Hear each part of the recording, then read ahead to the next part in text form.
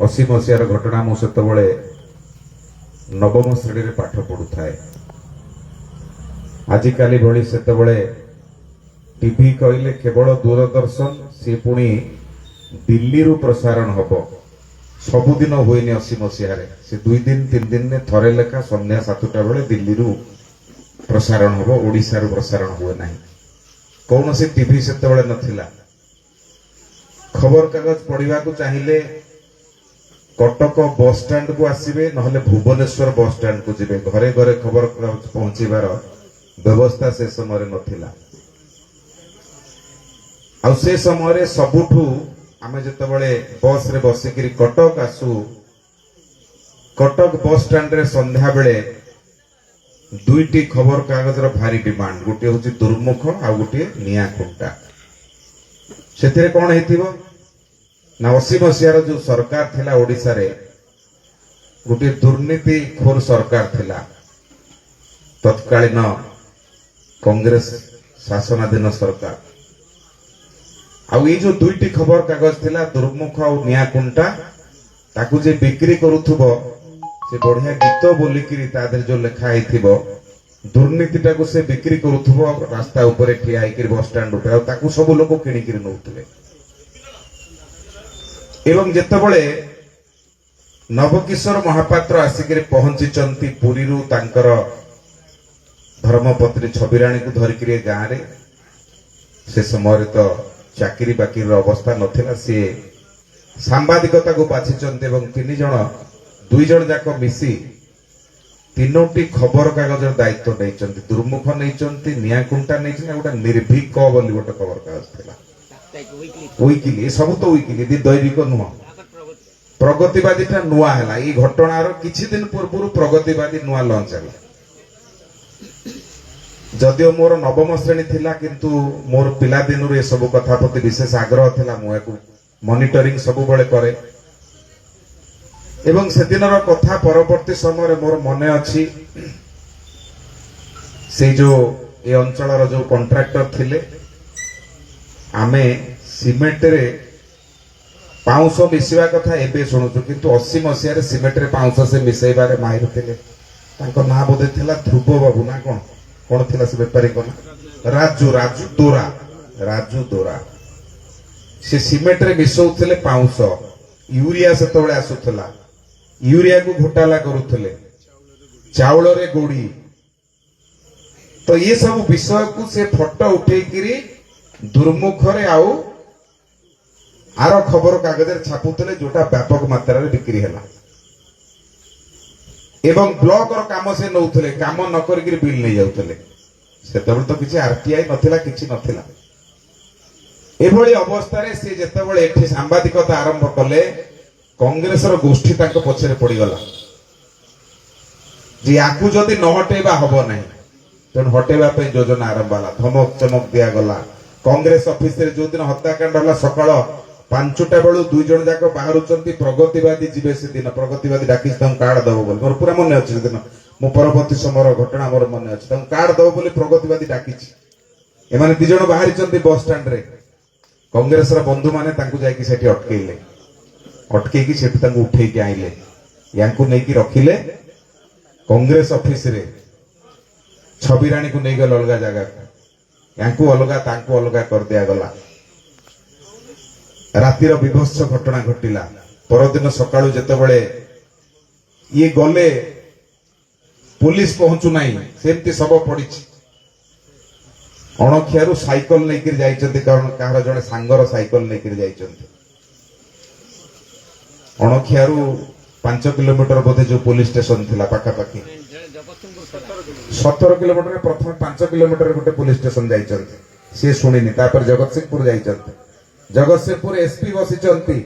SP कहउचंती आदुरु दोरार ना काट civil dress से बसचंती। एसपी कहउचंती दोरार ना भितर काट।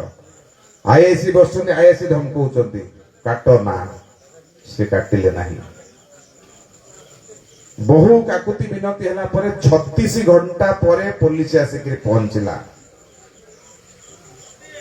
जा हो धन्यवाद। 100 रु ऊर्ध्व लोक जगिकी रहिथिले सबको सेठी लोक माने ताको संगे रे थिले।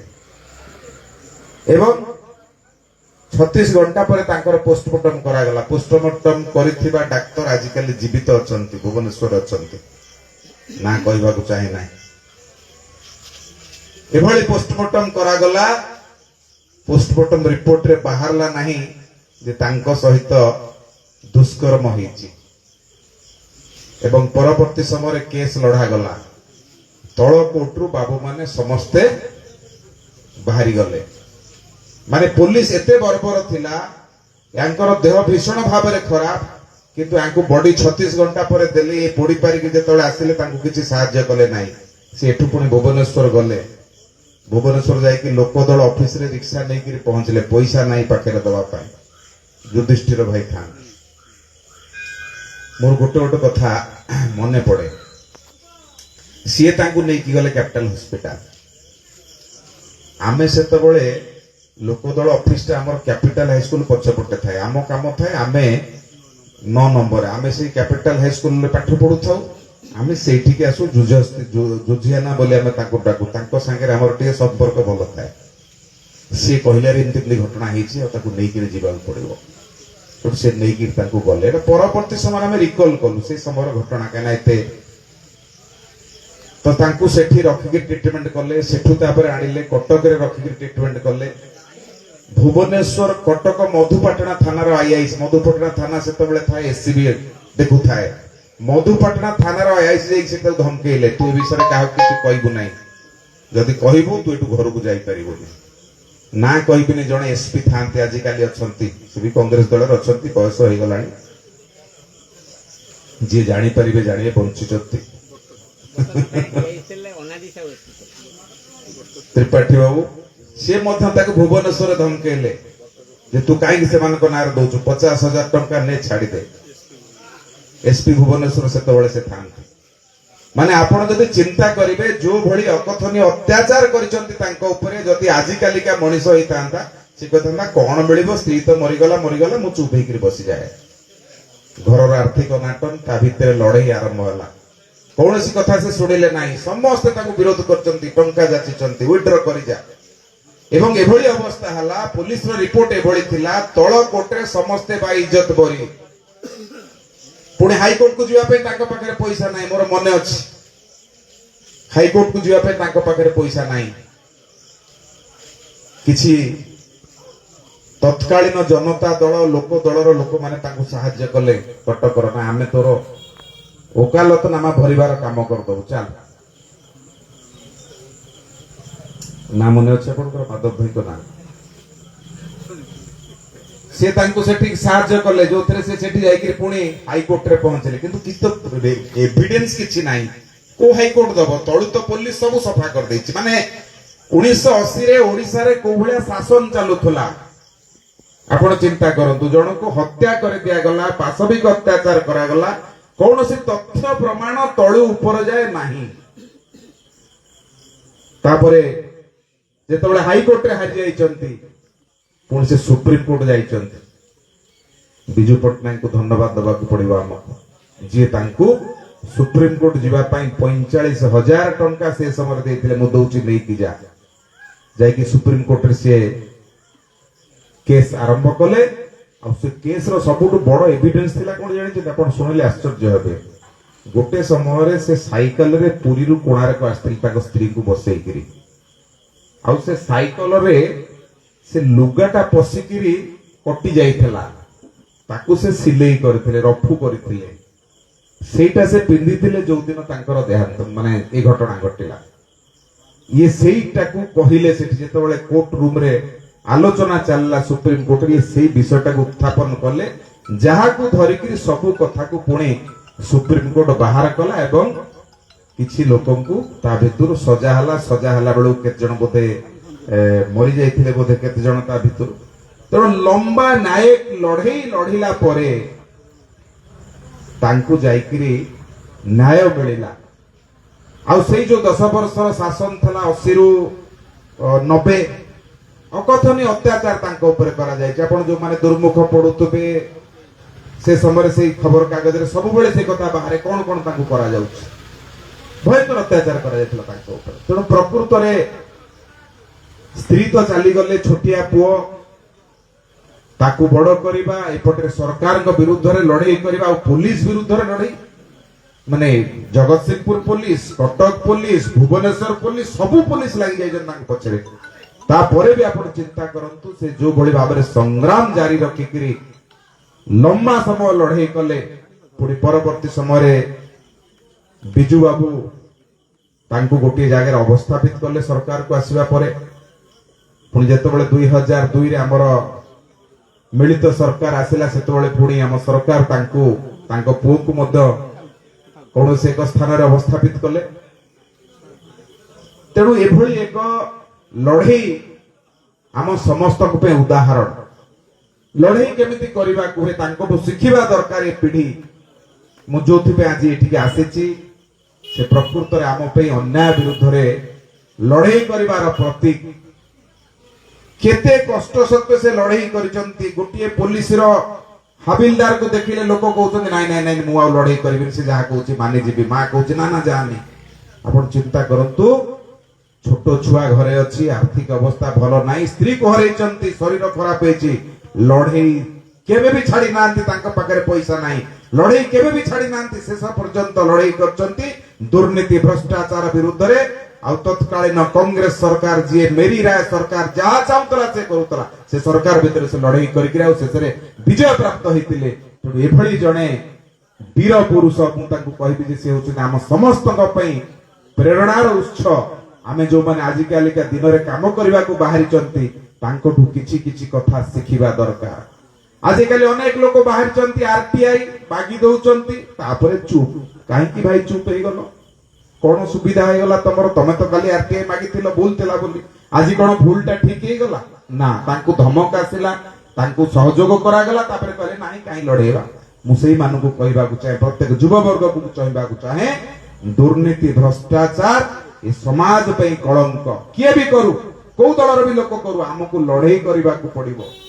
ଡରିବା ନାହିଁ, କାହିଁକି ନା ଆମେ ସମାଜର ଲୋକଙ୍କ ପାଇଁ ଲଢେଇ କରୁଛେ, ଯୋଉଟା ଆମେ ନବବାବୁଙ୍କଠୁ ଶିଖିଲେ। ଲମ୍ବା ସମୟର ଲଢେଇ, ଯାହା ଆଜି ଓଡିଶାରେ ଉଦାହରଣ ହେଇକି ରହିଲା।